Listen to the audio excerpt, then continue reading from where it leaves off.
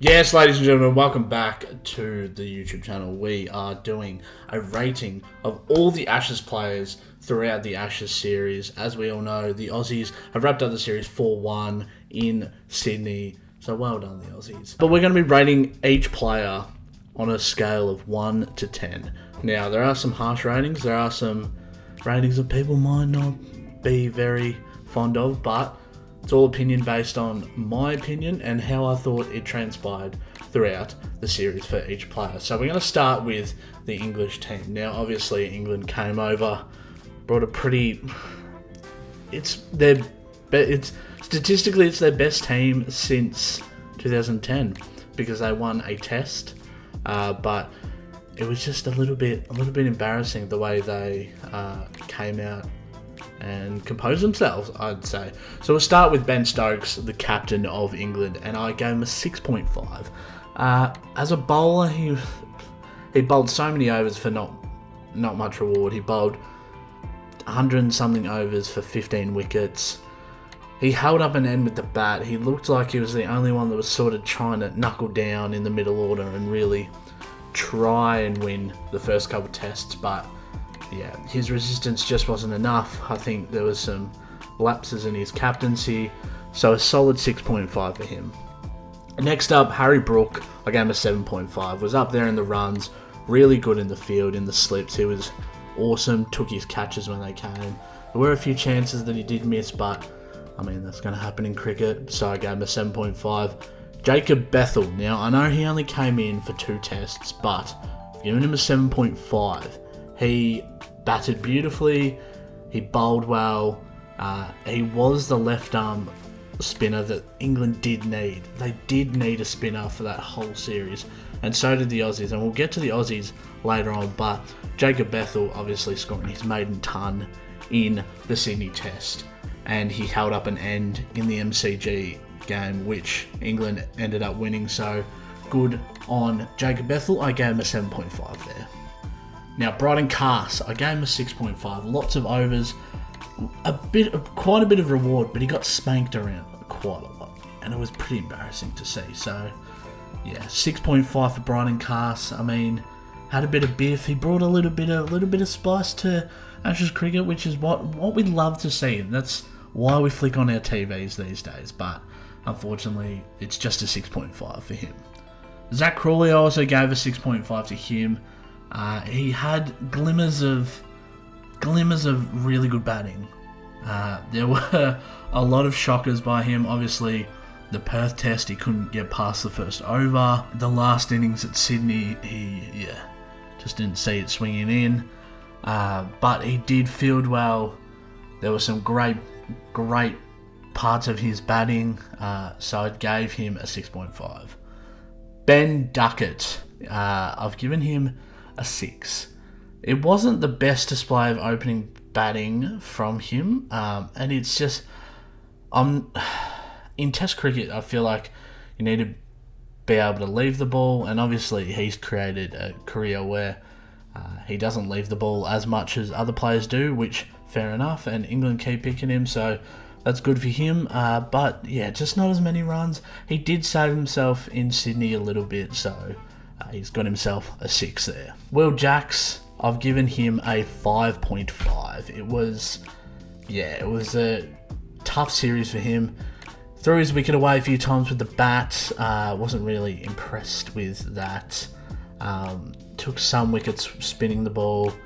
Not much more else to say. Ollie Pope, I gave him a 4.5. It just wasn't his series. Every time he looked like he was just about to hit the ground running, he just never really brought on a lot of runs, which is a bit upsetting for him because he can bat really well, and we've seen on English soil that he can make big scores, but just didn't translate in the Australian conditions.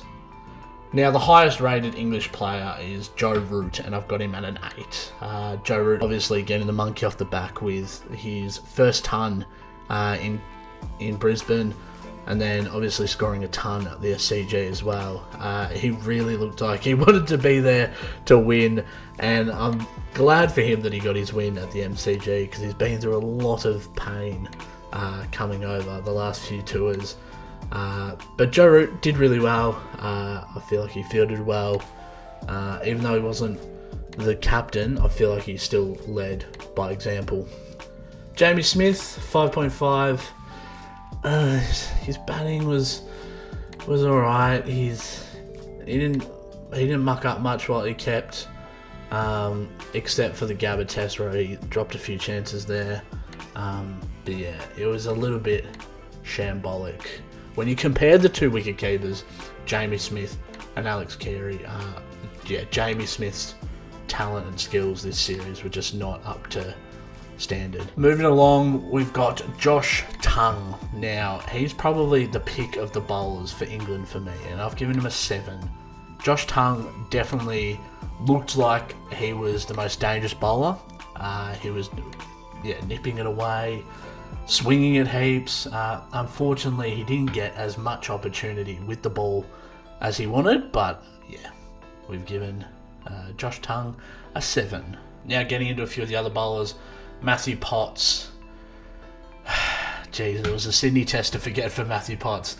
I've given him a 3.5. Unfortunately, it's to go that whole first innings without taking a wicket, and he didn't get brought on to bowl in the second innings. I don't think so. That's a bit of a kick in the pills for Matthew Potts. But now to the blokes that didn't play the last couple of tests. Jofra Archer, giving him a 6, brought a bit of spice back.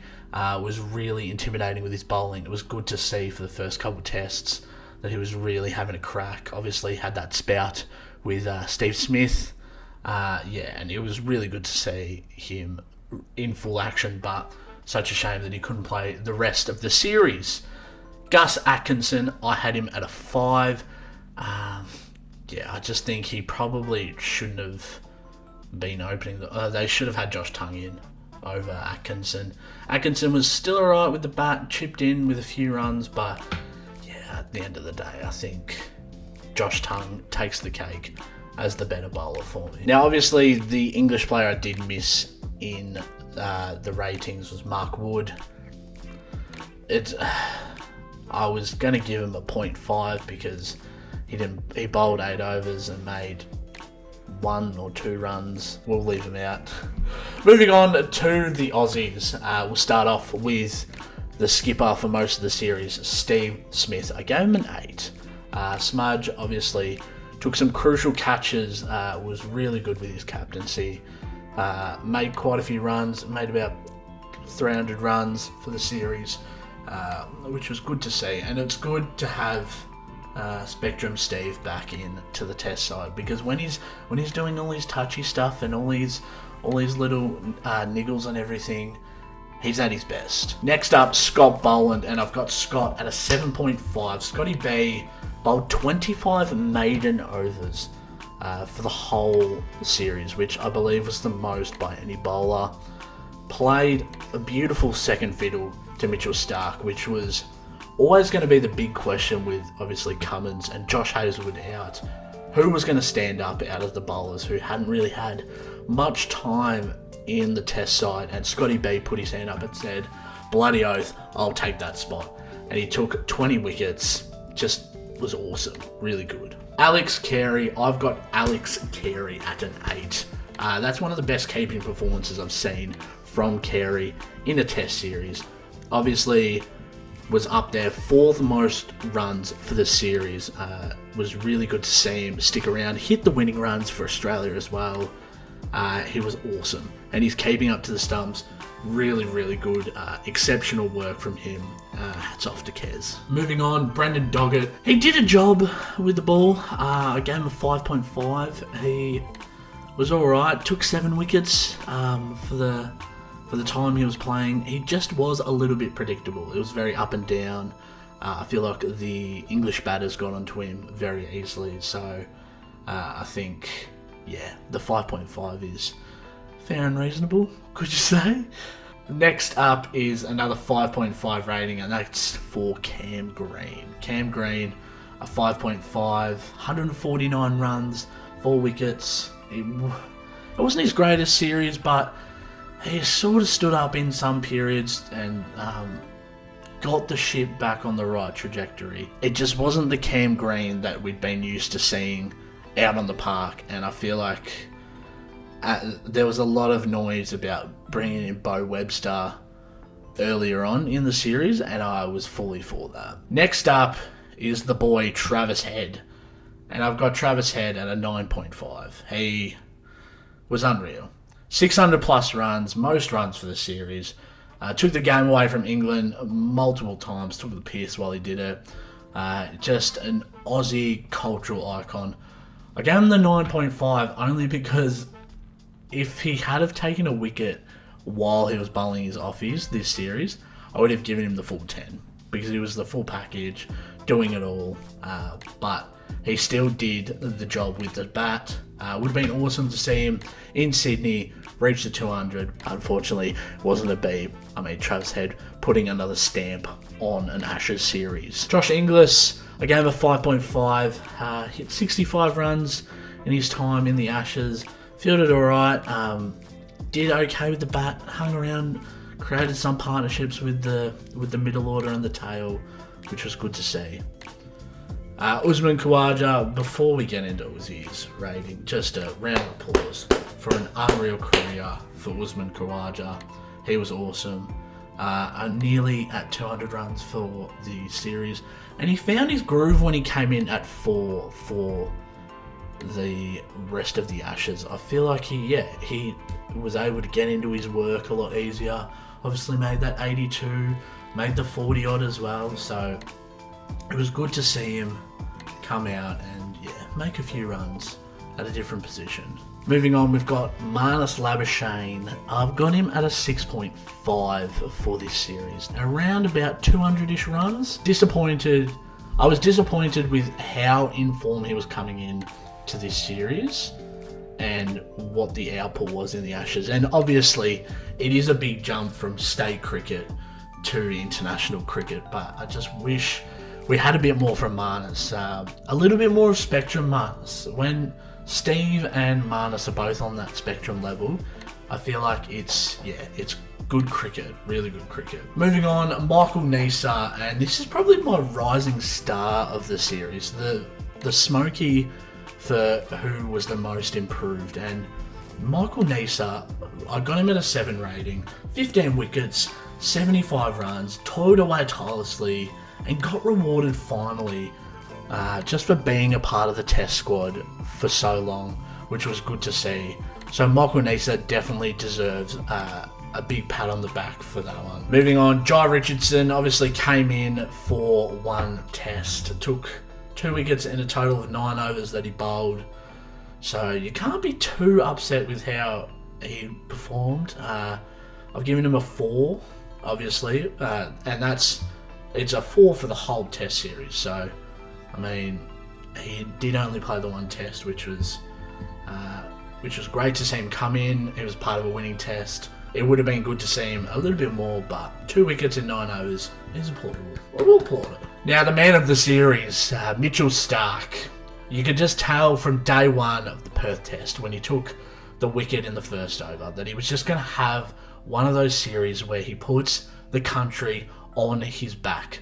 Mitchell Starc, 10 rating, 31 wickets, 159 runs. He put the whole country on his back. He said, boys, the shoulders are free. Everyone get on.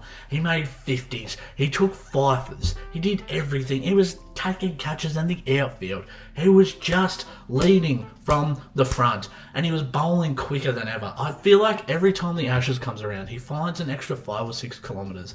And he just barrels through the pommies. It's so good to see from Starkey. So I've given him 10. Next up, we got Jakey Weatherald. Jakey Weatherald obviously came in to the team at a really tough time, finding himself to be the new opener. Obviously, with David Warner retiring, we had Sam Constas. He was in, and now he's out.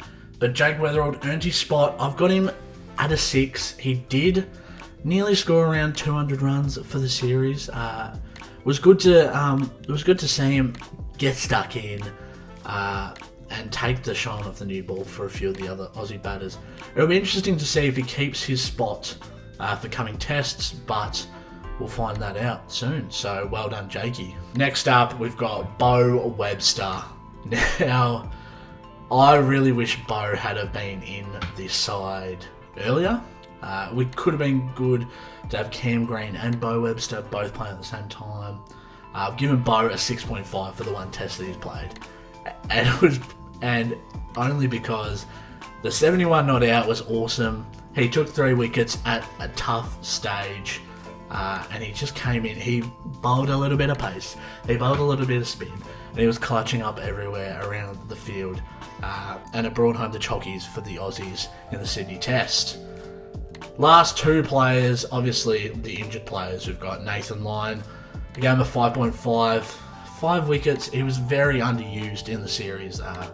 Obviously, we heard his frustrations when he was left out of the Gabba Test.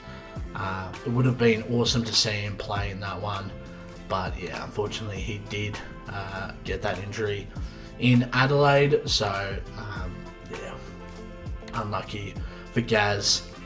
And then the skipper of the Red Bull team, Paddy Cummins. I've got him at a 6, came in, did his job.